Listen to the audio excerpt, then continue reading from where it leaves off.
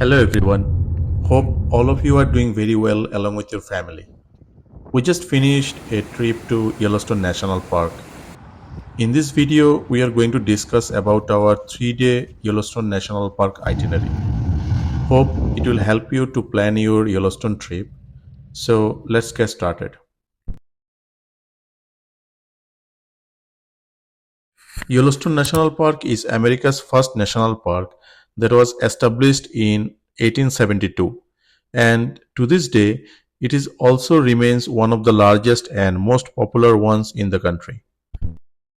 It spans almost 3,500 miles or 5,600 kilometers across the state of Wyoming and extend into the parts of both Montana and Idaho. Okay, so let's shift our video material into this map.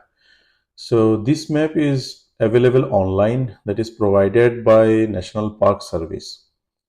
So we will separate this map into three different sections for three different day itinerary.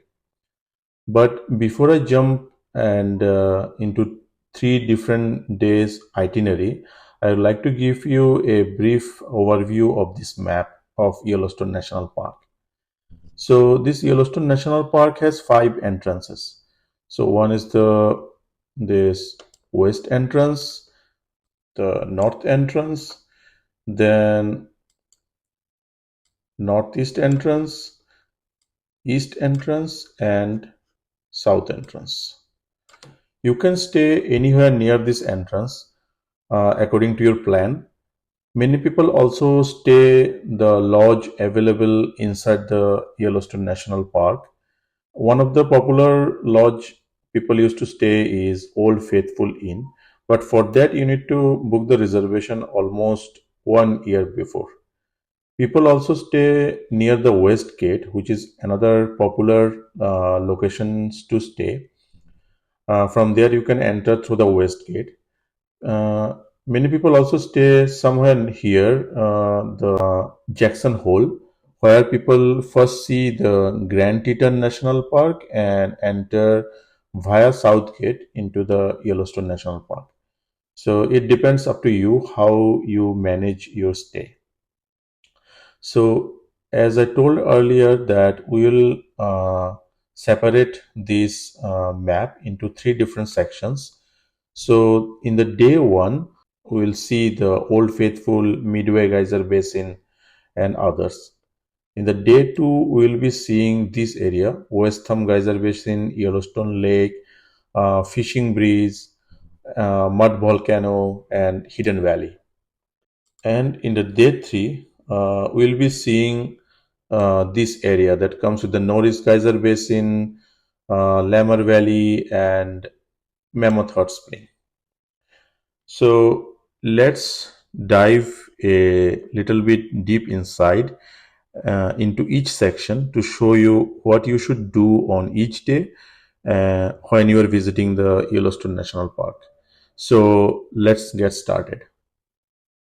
So the first section we will be seeing is the Old Faithful or Midway Geyser Basin area.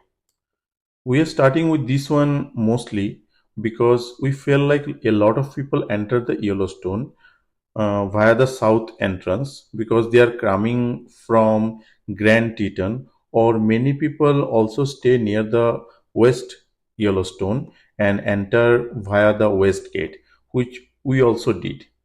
If it is not in your case, then you can do this on different day. But in our case, in this video, we'll mark this section as day one. So here, the first thing we have seen is the Medicine Amphitheater. It is a unique outdoor venue nested within the stunning landscape of the park. It offers a space for visitors to enjoy live performances, events, and gatherings in a natural and picturesque setting, creating memorable experience for all who attend. After this, we recommend taking the Firehole Canyon Drive to reach the Firehole Falls. It's a one-way road with beautiful riverside drive, but be careful for the fallen rocks and drive at the speed limit posted. Once you reach near the fall, park and walk a little bit to see the beautiful Firehole Falls. From here, back to the Grand Loop Road again, and after you drive almost 5 mile, you will need to take a right hand side turn that mark as a Nez Perce and reach to the Maiden Grape Spring. This is not marked in here, but you need to take this Fountain Flat Drive road. So that's Maiden Grape Spring will be your first hot spring or the geyser to start your journey in watching hot spring or geyser in Yellowstone. So once you're done seeing the Maiden Grape Spring, then drive to the Fountain Paint Pot parking lot and walk in the trails. You can see various hydrothermal features like hot spring, geyser, mud pots, fumaroles, etc. that are the expressions of the Yellowstone's still active volcano. From the Maiden Grape Spring, you need to drive almost 3 miles to reach the Fountain Paint Pot parking lot. So once you finish with the fountain pen pot, you need to make your way to the main road again and drive 2 miles to reach to the Midway Geyser Basin. So this is probably the second most famous in the park after the Old Faithful area because it has the Grand Prismatic Spring. At this geyser basin, there are only four geysers, like Excelsior Geyser, which looks like a crater, and then the Grand Prismatic, Opal Pool, and the Turquoise Pool. But when you are walking along the Grand Prismatic, you actually can't see it too well, just because it's so large and so flat. So we suggest you to drive little more further up to the Fairy Fall parking lot, which will be somewhere around here. We'll make a separate video on this topic because when we are in front of the Grand Prismatic, many people wasn't sure how to get that internet sensational Grand Prismatic photo. So once you park there, I mean in the Fairy Fall parking lot, you need to walk approximately 2 miles in total back and forth and you can reach to Grand Prismatic Overlook Point. We would say it is still pretty easy hike and it is the best way to see the Grand Prismatic just because you can actually see all the colors and how big it is because you are looking it from the above. So it's definitely the best way to see in our opinion. Later, if you wish, you can also hike to Fairy Falls. So once you see the Grand Prismatic from the top, you need to drive almost 3 miles to reach to the Biscuit Basin. So here in the Biscuit Basin, it is not as big as upper and the lower, but the great thing about the Biscuit Basin is there is a trailhead here for the Mystic Fall waterfall. We heard from the park ranger that it's pretty easy hike, only 2.4 miles total there in back. According to him, it is really gorgeous and suggested us to hike there. But as our plan was fixed, we couldn't able to do it. However, if you wish, you can visit to the Mystic Fall. Otherwise, you can walk into the trails and see the geysers of that's there in the Biscuit Basin. Once you finish watching the Biscuit Basin, the next stop would be the Black Sand Basin, which is 2 miles drive from Biscuit Basin to the Black Sand Basin. Again, it's another one of those that obviously filled with the geysers.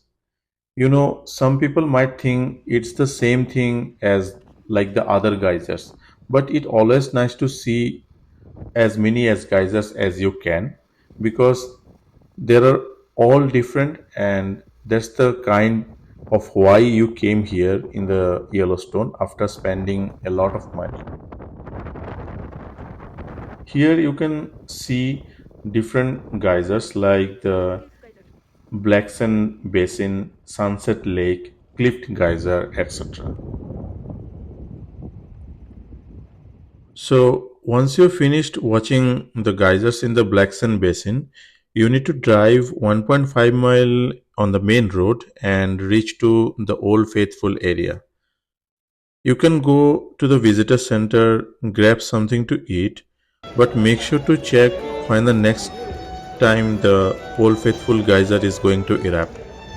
You can either check it online, I mean in the NPS app, but make sure to save the Yellowstone National Park map in your mobile.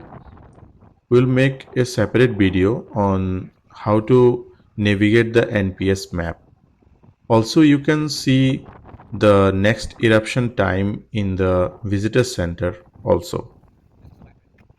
If it is going to erupt shortly, then obviously you want to go ahead and grab a good spot to see it.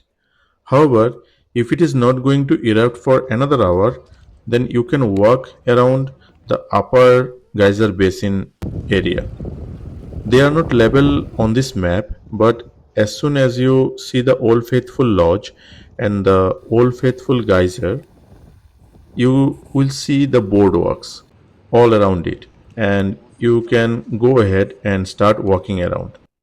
Once you finish seeing the upper geyser basins and you finish watching the Old Faithful eruption, then you can get back to into car and drive approximately 3.5 miles to Kepler Cascade.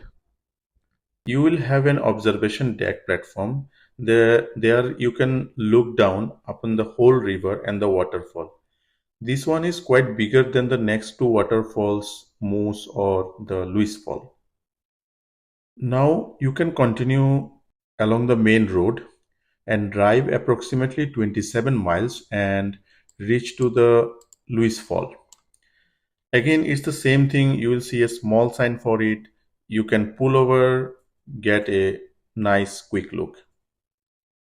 Now you can again continue in the main road and drive almost like 9 to 10 miles and reach to the Moose Fall.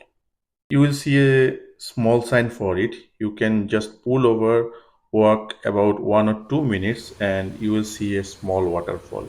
Again, it's another beautiful waterfall you can see. So after that, you'll be probably tired because you will be walking around, seeing a lot of geyser, couple of waterfalls, doing couple of hikes. So total, this would be the Old Faithful or Midway Geyser Basin area that we are talking about, and this would be your day one. So now you can go back to your accommodation and get ready for the next day. So next up on our 3-day Yellowstone itinerary, we are going to go ahead and take a look at the West Thumb Geyser Basin, Fishing Bridge, Mud Volcano area, Grand Canyon of Yellowstone, and Canyon Village area. So if you're coming from the West Yellowstone part, then you need to take the Grand Loop Road, or if you are staying at Old Faithful Inn, then it will be little bit easier for you. The shorter will be the distance. The first thing you are going to hit is West Thumb Geyser Basin, which is really a beautiful geyser basin.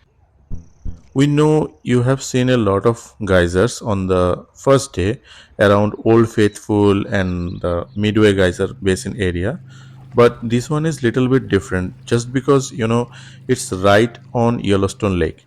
So as you are walking through the geyser basin, eventually it will take you to the shores of the Yellowstone Lake.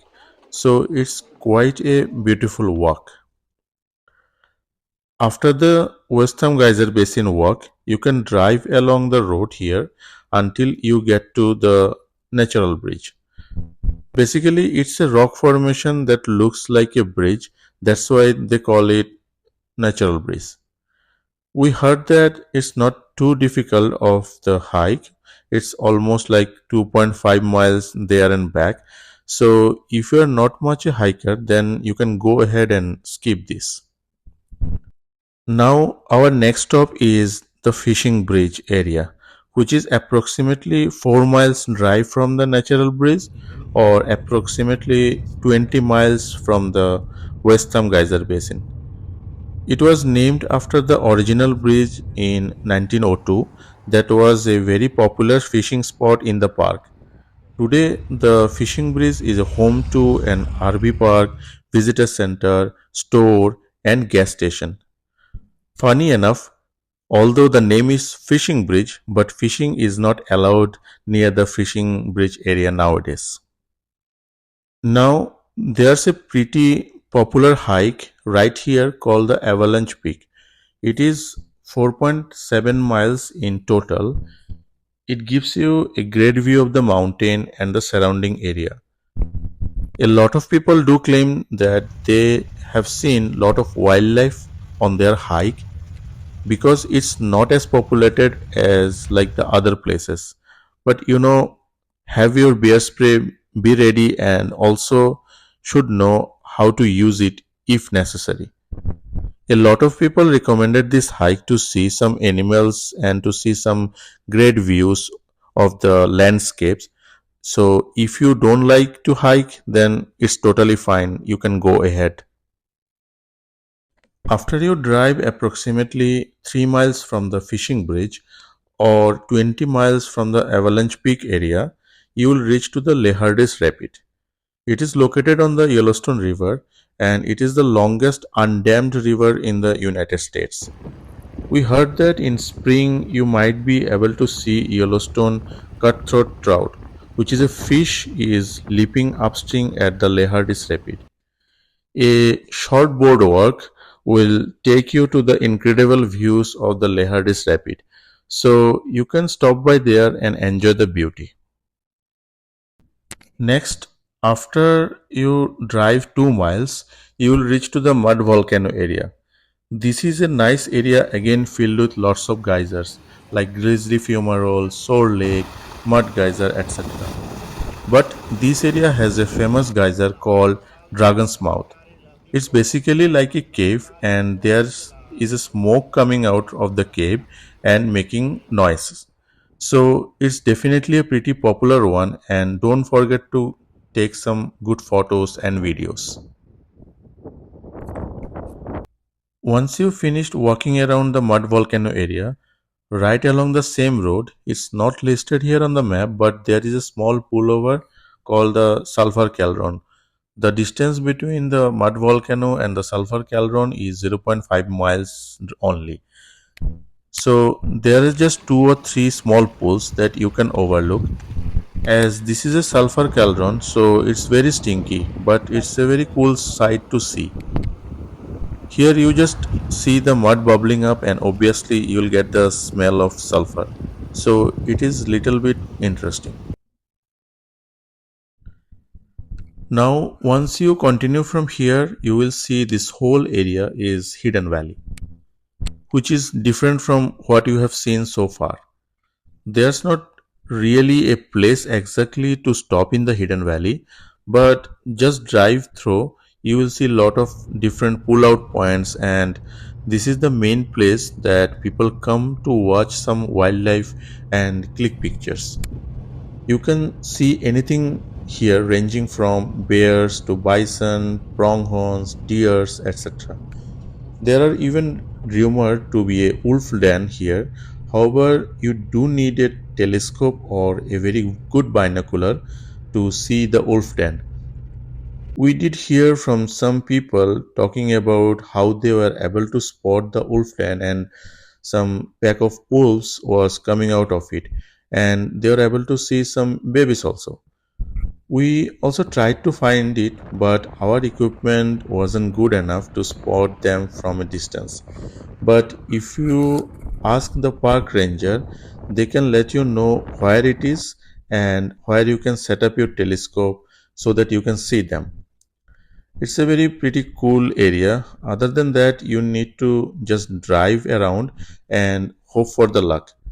Hope that you can see something and just pull over and wait for some time to see them. And sometimes if you see others pull over or see some crowd, just pull over, follow them, talk with them, and hopefully you will see some wildlife. In our case, when we were driving and in Hidden Valley, we saw some cars pulled over and few of them also set up their telescope and cameras. So we also pulled over and then we saw a grizzly bear from a pretty good distance. So and after waiting for approximately like 40 to 45 minutes, it came close enough so that we can capture by our phone. So please be patient. It's definitely a really good place to see some wildlife. Especially, I know a lot of us do come to Yellowstone to see bears or other wildlife. So it's a great spot for that.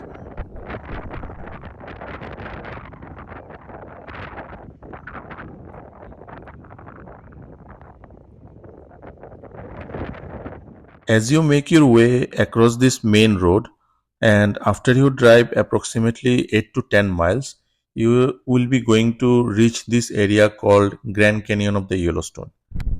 You can't really see it on the map because it's not labeled properly here except the upper and the lower falls.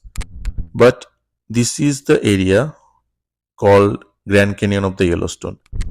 To give you a better idea, we can move the map little upward direction and here you can see all the points.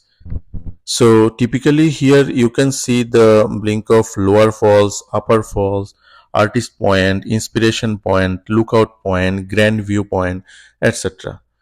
So if you are coming from the Hidden Valley, so we recommend you to first stop at Upper Falls Viewpoint parking lot.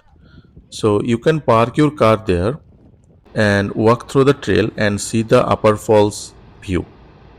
But because of the 2020 flood damage, the Uncle Tom's Trail is still closed. The next stop, after 1 mile of drive, you can reach to the Artist Point. Same thing, you park your car, walk on the overlook trail and reach to the Artist Point and see the breathtaking view of the Grand Canyon. From there, you drive to the Upper Falls parking lot and then you walk, follow the sign for the North Rim Trail and reach to the blink of Upper Fall. From there, after 1 mile of drive, you will reach to the North Rim parking lot. There you can see the blink of Lower Fall. From the North Rim parking lot, if you drive approximately 0.5 miles, you will reach to the Lookout Point parking lot. You can walk to the trail and reach to the Lookout Point and see the breathtaking view of the Grand Canyon. And from the parking lot, if you walk little more, you will reach to the Grand View. Again, from there, go back to your car and drive approximately 1.5 miles and you will reach to the Inspiration Point parking lot. You go there, click some good photos, enjoy the view of the Grand Canyon and back to your car. Once you've finished watching the Grand Canyon of the Yellowstone, you can go ahead to the Canyon Village area. There you can grab something to eat, go souvenir shopping. There's also a visitor center here and some restrooms if you need. It's not as packed with a lot of people like the Old Faithful, so you can take a break here. So now you can go ahead and make your way back to the accommodation whether it's Old Faithful or wherever you are staying. And we'll go ahead and move on to the day 3, which is our last day. All right. So now we are moving on to the third and the final day on our 3 days Yellowstone itinerary. So on this day, we are going to be look at the Norris area, Mammoth Hot Spring area, and Lamar Valley. So if you are coming from your accommodation via West Yellowstone or wherever you are staying, you will take this main road up and you can do your first stop here at Gibbon Falls. It's one of those falls where you can just see the sign. You pull over on the side of the road and you can see the nice waterfall. From the Gibbon Falls, if you drive approximately 3 to 4 miles, you will reach to the Beryl Spring. It is a hot spring in the Gibbon Geyser Basin of Yellowstone National Park. It is a large superheated pool and boils up to a height of 4 feet. It is one of the easier thermal feature to access. There is no parking lot. You just pull off the road in the paved wide area and after 1 minute of walk you will reach to the Beryl Spring. Next, we will drive maximum 5 to 6 miles to the Norris Geyser Basin. This area has a big parking lot. It is another geyser basin, but something interesting about this one is it is the hottest, oldest, and most dynamic thermal area of Yellowstone. The highest temperature recorded in the entire park is actually here, which was 459 degree Fahrenheit, only 1,000 feet below the surface. So it's definitely pretty hot over here, and you can smell the sulfur also. But it's again, each geyser basin is different. So even though you might feel like you have seen a lot of geyser basin, this one definitely one of our favorite. Norris Geyser Basin area is huge and you need approximately 1 to 1.5 hour walking around and seeing all the unique features that it has to offer. From the Norris Geyser Basin, if you drive 5 miles towards north, then you will reach to Roaring Mountain. It is a large acidic thermal area that contains many steam vents or fumaroles. In the late 1800s or early 1900s, the number, size, and the power of the fumaroles was much higher or greater than today. There is a small parking lot near the Roaring Mountain, and you can make a quick stop here. So, now in our 3 day Yellowstone itinerary, we are here at Mammoth Hot Spring area, which is all the way up here at the top of the map. This is bordering the state of Montana. From Roaring Mountain, you need to drive approximately 15 miles. So it doesn't look too far, but we will tell you that the one-way road, the possible animal crossing, the slow speed limit, it took us about, we would say, like an hour from Roaring Mountain to Mammoth Hot Spring area to reach. So just keep in mind, it is a kind of a long drive, but definitely worth it because you still want to see some of the unique hot springs and geysers up here. So go ahead and we will make this long drive up to the Mammoth area. But before you jump to the Mammoth Hot Spring area, we would recommend to take the left turn before the Mammoth Hot Spring to the Upper Terrace Loop Drive.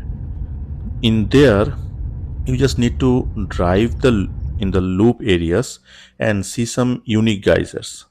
Once you finish there, you go to the Mammoth Hot Spring area. In the Mammoth Hot Spring area, there are 3 parking lots: the bottom, in the middle, and in the upside. We recommend parking in the middle parking lot or in the upper parking lot so that it gets easy for you to walk into the trails and back again to the car. So now we will stop at the most popular site for this area in the Mammoth Hot Spring. So the one thing that's a little bit different from this area compared to the other geyser basins, that you will have going to see some of the unique shapes and tears. Some of them they have water in them that cause a reflection and just look like a waterfall, sometimes flowing down from one of the rocks to the other. So it's definitely one of the most unique hot spring in this area. So it's worth checking. There is a beaver pond trail which is right at the bottom of where you would park your car next to Mammoth Hot Spring. If you like to hike, it's 6 miles in total. It is little bit hard, but we heard that it is very beautiful. Again, if you are not too much of a hiker, then go ahead and you can skip this. But if that's something you are interested in, it's right near the hot spring where you would park your car. So you could leave your car parked, finish the Mammoth Hot Spring, and go ahead and hop on to the Beaver Pond Trail. In the Mammoth Hot Spring area, there are lots of different amenities like visitor center, gas station, and restaurant. You will also able to see some bunch of elk gazing around the city. They get very close to the humans, so make sure you are not going to into their space. But you will get some good shots of some elk if you have a good camera or even with your iPhone. Our next stop is Rathfall. It's only 5 miles from the Mammoth Hot Spring area, and again it's another popular fall in the Yellowstone National Park. From here, you will continue along the main road towards Lamar Valley. Lamar Valley is like Hidden Valley in the sense that you are just driving and kind of hoping that you will see some wildlife.